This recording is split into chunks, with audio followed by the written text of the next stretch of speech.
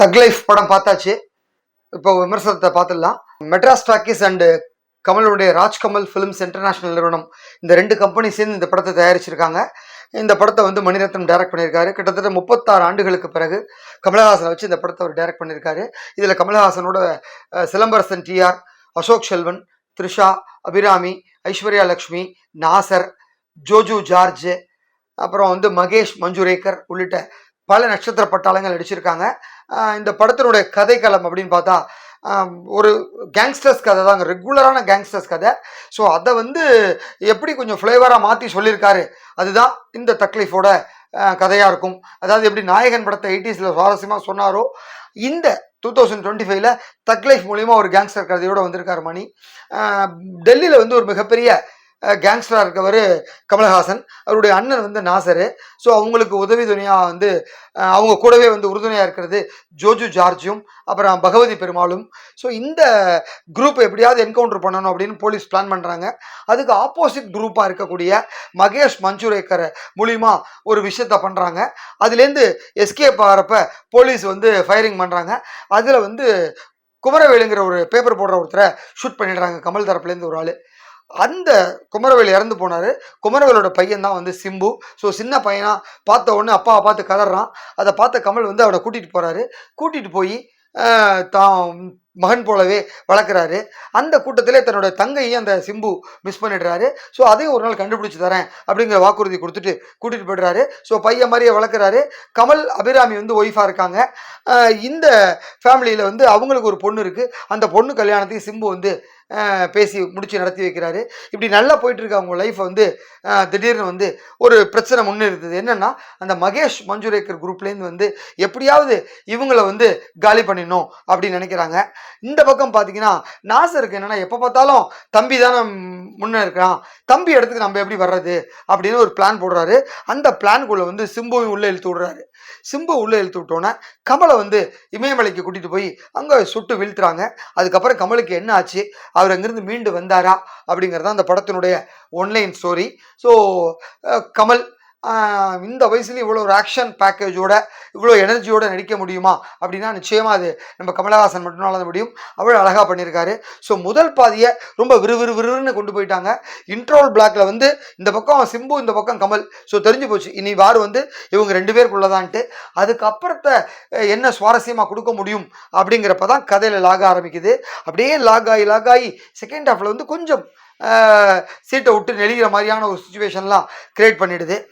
அடுத்து பார்த்தீங்கன்னாக்க கமலுடைய நடிப்பு வந்து எவ்வளோ பக்கபலமாக இருந்தாலும் ஒரு மிகைப்படுத்துகிற மாதிரி இல்லை. ஆனாலும் அவருக்கான அந்த காட்சிகளை வந்து ரொம்ப அதிகப்படியாக ஹீரோயிசம் பண்ணணும் அப்படிங்கிறதுக்கே வச்சுருக்காங்க. அடுத்து சிம்பு வந்து குழந்தை பருவத்திலேருந்து அந்த பெரிய வந்ததுக்கப்புறம் அவர் வந்து கலக்க வந்து சான்ஸே இல்லை. ஸோ ஓப்பனிங் சீனே அசத்தலாக இருக்கும். அதை தாண்டி வந்து அடுத்த வந்து ரங்கராய சக்திவேலா அவர் மாறணும் அப்படிங்கிற முடிவு பண்ணி ஒரு விஷயத்த பண்ணுறப்பெல்லாம் உண்மையிலே கொஞ்சம் ஒரு தன்னுடைய சைல்டுஹுட்லேருந்து ஆர்டிஸ்டாக இருக்கும் இண்டஸ்ட்ரியில் அப்படிங்கிறத வந்து ஒவ்வொரு காட்சியிலையும் நிரூபிப்பார். அந்த அளவுக்கு ரொம்ப ஷட்டிலாக நடிச்சுட்டு போயிட்டு இருப்பார். So Simbu performance extraordinary.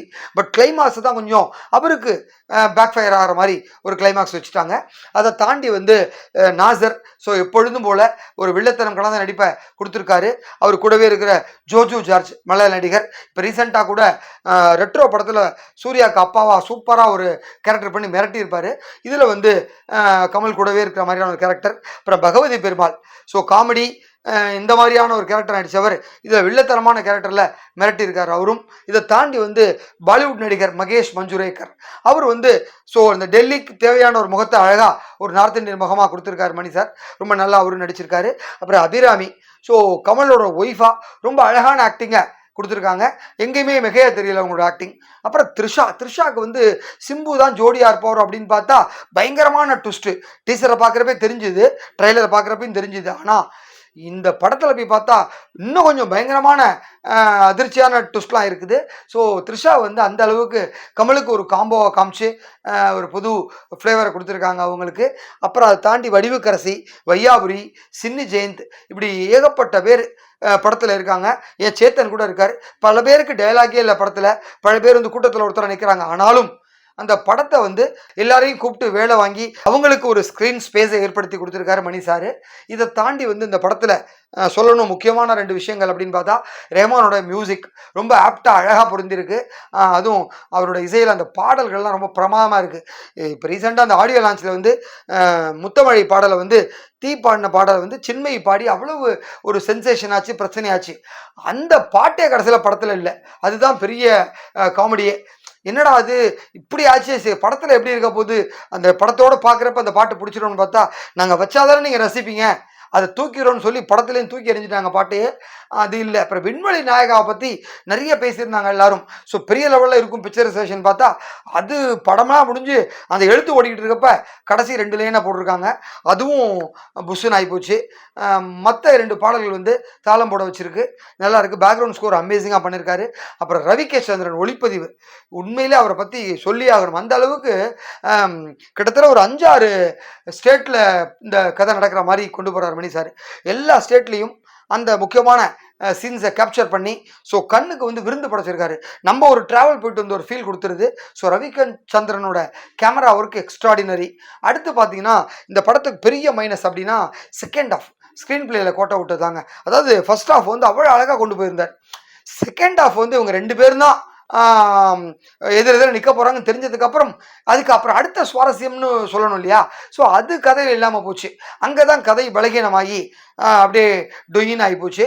So Kamal வந்து பார்த்தீங்கன்னா அடித்து தூக்கி போடுவாங்க, காருக்குள்ளே ஃபயர் பண்ணுவாங்க, அப்புறம் வந்து இப்போ இமயமலையில் துப்பாக்கியால் சுட்டு தூக்கி போடுவாங்க, அப்புறம் இன்னொரு ஃபைட்டில் எக்கச்சக்கமாக குண்டடிப்படும், எல்லாத்துலேருந்து மீண்டு வர மாதிரி காமிக்கிறாங்க. ஆனால் வந்து மற்றவங்களுக்கெல்லாம் பொட்டுன்னு போடவுன்னு போகிற மாதிரி ஒரு காமிச்சு ஸோ ஹீரோயிஸத்தை பயங்கரமாக மாசாக காட்டி தக்கு பண்ணியிருக்காரு மணி சார் கமலை. அதை தாண்டி வந்து இந்த படத்துக்கு வந்து இன்னும் ஒரு பெரிய ஸ்கோர் அப்படின்னாக்க அந்த இத்தனை ஆர்டிஸ்டையும் வச்சு மேனேஜ் பண்ணி அந்த வேலை வாங்கின விதம் தான். அதுக்காகவே மணி சாருக்கு ஒரு ஸ்பெஷல் தேங்க்ஸ் சொல்லலாம். அந்த அளவுக்கு ஒர்க் பண்ணியிருக்காரு. ஸோ எல்லா படத்தையும் ஒரு ஜனரஞ்சகமாக கொடுத்து ரசிக்கிற மாதிரி பண்ணுவார். ஒரு சில படங்களில் அது நடக்காமல் இப்போ பிஎஸ் கொடுத்து பார்த்தீங்கன்னா பொன்னியின் செல்வன் வந்து முதல் பார்ட் அவ்வளோ பிரமாதமாக இருந்தது, ஆனால் செகண்ட் பார்ட் வந்து எதிர்பார்த்தது நேர்மாறாக இருந்தது. அந்த மாதிரி தான் இதில் ஃபர்ஸ்ட் ஹாஃப் அவ்வளோ சூப்பராக இருந்தது. செகண்ட் ஹாஃப் பார்த்தீங்கன்னா இல்லை. அது காரணம் வந்து ஒருவேளை அந்த படத்தினுடைய லென்த்தான்னு தெரியல, 2.25 மணி நேரம் ஓடுது படம். ஸோ இன்னும் கொஞ்சம் கூட ட்ரிம் பண்ணியிருக்கலாம். ஸோ இந்த பாட்டெல்லாம் அதனால தான் தூக்கிட்டாங்க போல இருக்கு 3 மணி நேரத்துலையும் குறைக்கிறதுக்கு. ஆனாலும் இந்த படம் ஒரு கமர்ஷியலாக இருந்தாலும் ஒரு கலவையான விமர்சனங்களோட இந்த படம் வந்து இன்னைக்கு ரிலீஸ் ஆகிருக்கு. ஸோ ரசிகர்கள் எல்லாரும் வந்து ஓஹோ ஆஹோன்னுலாம் சொல்லலை. அவங்க வந்து இந்த படத்துக்காக ஏற்படுத்த கொடுத்த ஒரு ஹைப்பையும் படத்தில் அவங்க மெயின்டைன் பண்ணலை. ஸோ ஹைப்பு மட்டும்தான் பெருசாக இருந்தது. தக் லைஃப்பில் மற்ற விஷயங்கள் இல்லை அப்படிங்கிறதையும் பார்க்க முடிஞ்சுது. ஸோ வழக்கமான ஒரு மணி அண்ட் கமல் சாருடைய ஒரு ஆவரேஜ் படமாக தான் இந்த தக் லைஃப் படம் இன்னைக்கு நம்ம பார்க்குறோம். ஸோ நம்ம விஜய் டாக்கீஸில் ரேட்டிங் 3.